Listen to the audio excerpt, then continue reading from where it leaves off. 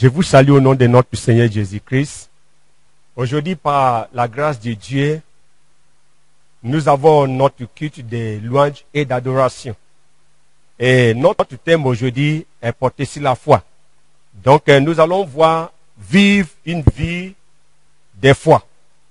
Vivre une vie de foi. Regardons dans la Bible, dans le livre de Hébreux chapitre 10, versets 37 à 38. La Bible dit encore en paix du temps, celui qui doit venir viendra et ne tardera pas. Et mon juste vivra par la foi. Mais s'il se retire, mon âme ne prendra pas plaisir en lui. Ça, c'est Dieu qui nous parle. Dieu nous dit, celui qui vient, viendra. C'est qui vient? C'est Jésus. Mais avant que Christ ne vienne, Dieu attend de ses enfants de vivre une vie de foi. Dieu veut que nous vivons une vie de foi. En effet, la vie chrétienne, c'est la vie de foi du début jusqu'à la fin. C'est la foi. Parce que la Bible nous fait savoir également dans le livre des Romains, chapitre 1, verset 17, il nous dit là que quand dans l'évangile, une justice de Dieu est révélée, une justice qui est par la foi du premier au dernier. Comme il était écrit, le juste vivront par la foi. Donc, sera important.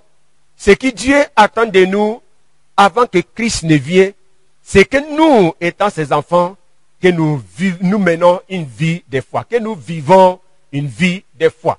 Et ce sera important. Mais vous voyez, quand nous parlons au milieu des chrétiens, vivre par la foi, beaucoup des enfants de Dieu ne comprennent pas ce que ça veut dire.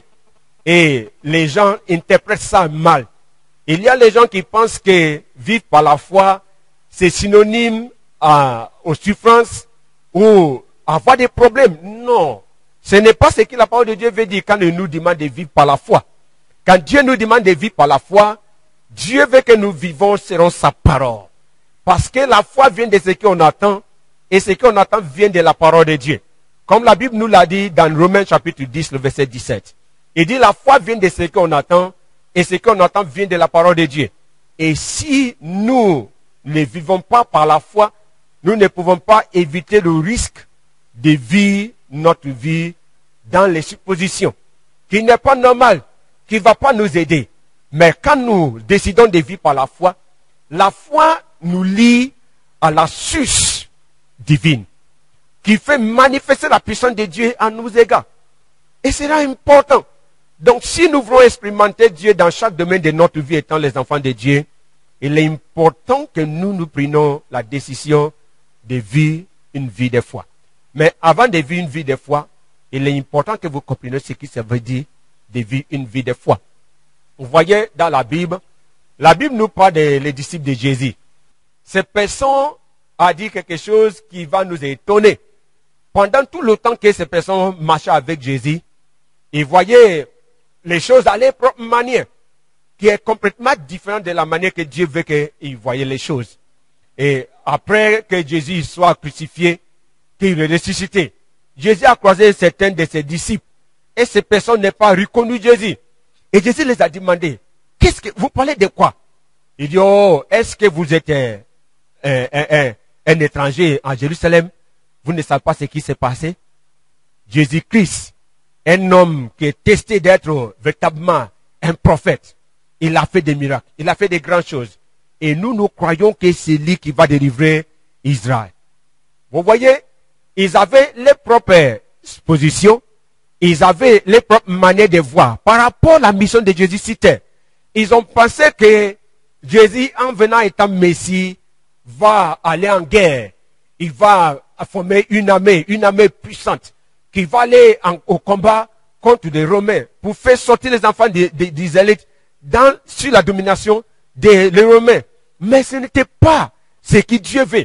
Mais tout ce que Dieu voulait était dit dans sa parole. Dieu était révélé dans la Bible. Mais ces personnes ne connaissaient pas la parole de Dieu. Ces personnes ne regardaient pas dans la parole de Dieu.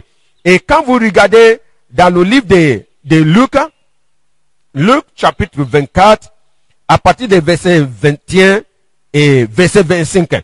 Vous verrez que Jésus les a réprimandés. Jésus les a dit, comment vous êtes insensés?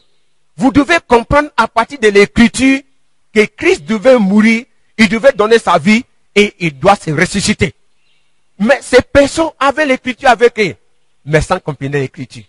Donc, vivre une vie de foi, c'est de comprendre l'écriture et croire à l'écriture.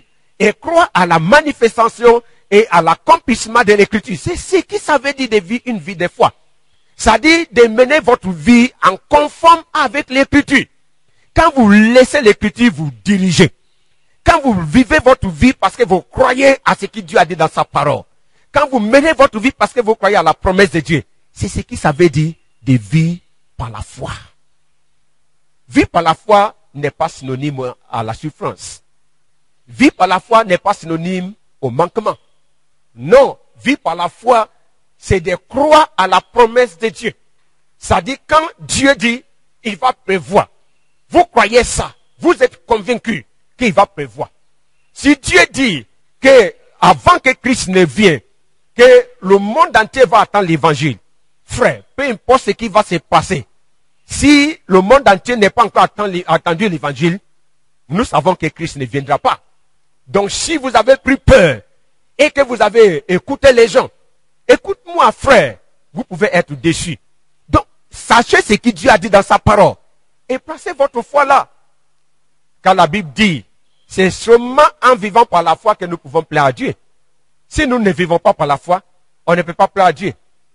Quand la Bible dit, il faut que celui qui vient à Dieu croit que Dieu existe. Il dit, sans la foi, personne ne peut plaire à Dieu. Sans la foi, personne ne peut plaire à Dieu. Donc, pour que nous puissions plaire à Dieu, il est important que nous vivons par la foi. Il faut que nous sachions ce que Dieu nous a dit. Il faut que nous sachions ce que Dieu nous a promis. Il faut que nous sachions ce que la parole de Dieu a dit. Et si nous connaissons ce que la parole de Dieu a dit, frère, nous allons plaire à notre Seigneur Jésus-Christ. Alléluia. Donc, il est important que nous comprenons ça. Que nous comprenons ça. Et Dieu a dit également quelque chose d'autre que Dieu veut que nous voyons dans le livre des Jean. Il dit que Jean chapitre 20, le verset 9. Il dit, il ne comprenait toujours pas que d'après l'écriture, Jésus devait ressusciter des morts. Et il marchait avec Jésus. Pendant 3 ans, 6 mois, ils étaient ses disciples. Mais ils ont vu Jésus faire des miracles. Ils ont cru réellement que oui, Dieu l'a appelé. Qu'il avait la puissance de Dieu. Qu'il peut manifester la puissance de Dieu. Mais ils étaient ignorants par rapport à sa mission. Donc, ils ne pouvaient pas vivre par la foi. Ils ne croyaient pas. Ils croyaient simplement à ce qu'ils devaient croire. Ils croyaient aux positions. Ils croyaient ce qu'ils attendaient les gens dire. Mais ils ne croyaient pas réellement la parole de Dieu. Et ça ainsi avec beaucoup de gens aujourd'hui qui marchent avec le Seigneur. Ils ont cru ce que les gens ont dit. Ils ont cru aux paroles. Ils ont cru à tout ce qu'ils attendaient dans la ville. Mais seulement la parole de Dieu, ils ne croient pas. Ils ne croient pas parce qu'ils ne savent pas ce que la parole de Dieu a dit. Et vous comprenez pourquoi? C'est impossible que nous ayons la foi sans la parole de Dieu. Parce que la foi vient de ce qu'on attend. Et ce qu'on attend vient de la parole de Dieu. Qu'est-ce que vous avez attendu de la parole de Dieu? Et si vous croyez à ça, c'est ce qui ça veut dire de vivre par la foi. Si vous laissez votre vie rédigée par la parole de Dieu, c'est ce qui ça veut dire de vivre par la foi. Vivre par la foi, comme j'ai dit tantôt, n'est pas synonyme aux souffrances ni au manquement. Non. Vivre par la foi, c'est de vivre selon la parole de Dieu.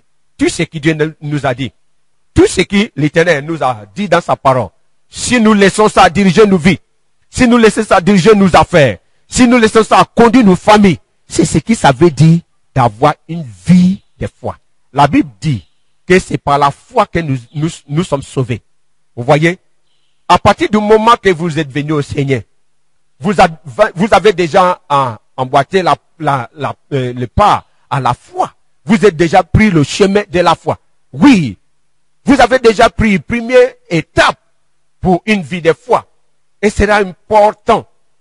Donc la Bible dit qu'à partir de ces jours-là, que vous avez accepté Christ comme votre Seigneur et Sauveur personnel, la foi a commencé. Parce que ce n'était pas devant vous que Christ était crucifié. Mais vous avez entendu l'évangile. Et vous avez cru. Et la Bible dit dans le livre de Colossiens chapitre 2 verset 6. Il dit de la même manière que vous êtes venus à Christ, continuez en lui. Il faut marcher continuellement ainsi, en lui. Continuez comme ça avec Jésus. Comme vous êtes venus à Christ. Parce que d'abord, vous avez entendu que Christ a donné sa vie pour vous. Il est mort pour votre péché. Et vous l'avez accepté comme votre Seigneur Sauveur personnel. Parce que la Bible dit, si nous l'acceptons comme notre Seigneur Sauveur personnel, il dit, nos péchés vont être pardonnés. Mais, quand vous l'avez accepté comme votre Seigneur Sauveur personnel, votre péché, vous sentez dans votre cœur que votre péché était pardonné. Et Dieu demande que nous continuons ainsi, que nous marchons par la foi, que nous acceptons toutes autres choses que Dieu nous a dit, que nous plaçons notre foi dans la parole de Dieu, que nous croyons et que nous croyons fermement à tout ce que Dieu nous a dit. Et si nous croyons et que nous mettons la parole de Dieu en pratique, c'est ce qui ça veut dire de vivre une vie de foi. Que Dieu vous bénisse.